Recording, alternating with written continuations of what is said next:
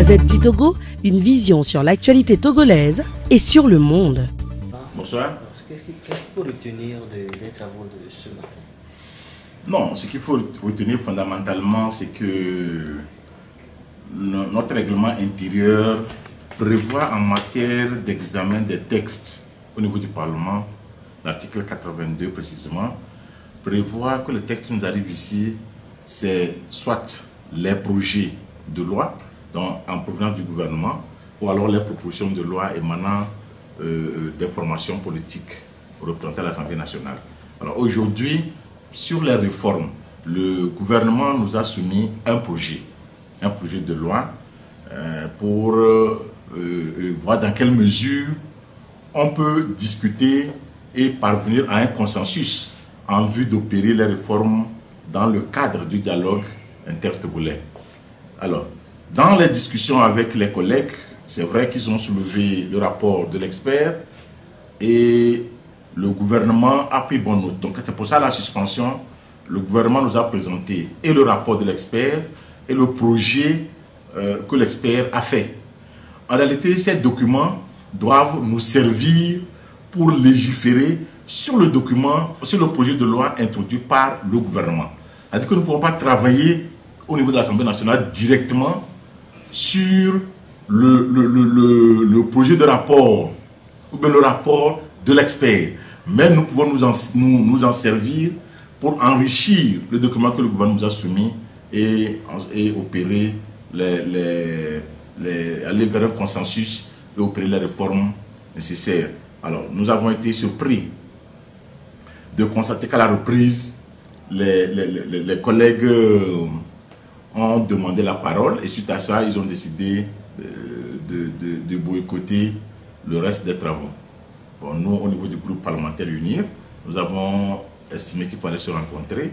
Alors, on s'est rencontrés, on a échangé et nous allons continuer les travaux demain matin à 9h. Voilà.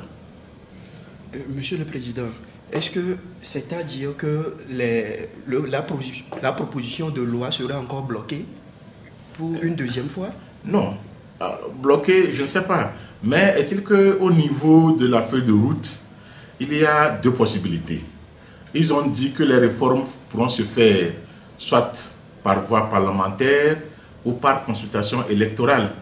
Et nous entendons consultation électorale, le référendum. Donc je pense que c'est les deux possibilités prévues par notre Constitution pour pouvoir retoucher, pour pouvoir opérer des réformes constitutionnelles par rapport à la loi fondamentale. Donc aujourd'hui, par rapport à l'évolution que nous avons constatée ce matin avec l'introduction des textes ou bien des rapports de l'expert, j'espère que les collègues de l'opposition vont revenir à la raison et que demain ils seront présents pour que les travaux puissent se dérouler dans le bon sens. Et si jamais demain ils ne sont pas là? Non, en réalité s'ils ne sont pas là, mais on ne va pas quand même bloquer le travail. Il faut explorer toutes les passerelles. Nous, au niveau de UNIR, nous avons cette patience et cette capacité de rechercher le dialogue, de rechercher le consensus. On va exploiter toutes les voies qui nous sont offertes pour voir comment nous pouvons les ramener à la raison pour pouvoir avancer. Maintenant, à l'impossible nul n'est tenu. Si toutes les voies pacifiques échouent, mais nous sommes obligés de faire ce que la feuille de route nous dicte. Et comme ça, on pourra avancer. C'est-à-dire, ce que la feuille de route vous dit, c'est... Non, mais je l'ai rappelé tout à l'heure, et vous le savez très bien en tant que journaliste. La feuille de route est précise. Elle souhaite, ou bien elle veut que les réformes se fassent, soit par voie parlementaire ou par autre consultation électorale. Donc, c'est-à-dire par référendum. Bon, on espère qu'on ne le verra pas là. Notre souhait, c'est qu'au niveau du Parlement, nous puissions opérer les réformes nécessaires pour que le peuple togolais voit quand même que nous, les élus, nous sommes conscients du travail que nous faisons. Nous voulons véritablement la réussite et l'avancée de ce pays. Et votre mot de fin, que dites-vous à vos collègues de l'opposition aujourd'hui? Non, vous savez, avec les collègues de l'opposition, c'est des collègues, ce n'est pas ici qu'on s'est connus, on se connaissait avant d'arriver ici. Alors, en dehors du Parlement aussi, on a de très bonnes relations. Mais si nous voulons que ce pays demain puisse avancer, ce pays demain puisse se dire, il y a eu à un moment donné des parlementaires, des députés qui ont posé des jalons pour l'avenir de ce pays-là, nous devons travailler dans ce sens. Parce que lorsqu'on fait un travail, il ne faut pas voir ce que moi, individu, je peux gagner en posant tel ou tel pas. Non, il faut travailler dans le sens des générations futures, dans le sens des générations qui vont venir après.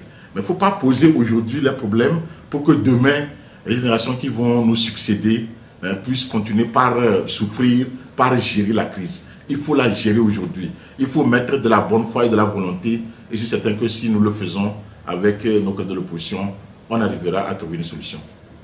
Merci. Merci, oui. La Gazette du Togo, une vision sur l'actualité togolaise et sur le monde. Rejoignez-nous sur le www.lagazettedutogo.com ou sur nos comptes Facebook, Twitter et YouTube. Pour tout contact, écrivez à contact@lagazettedutogo.com ou appelez le 92 80 88 53. La Gazette du Togo, c'est l'information en continu.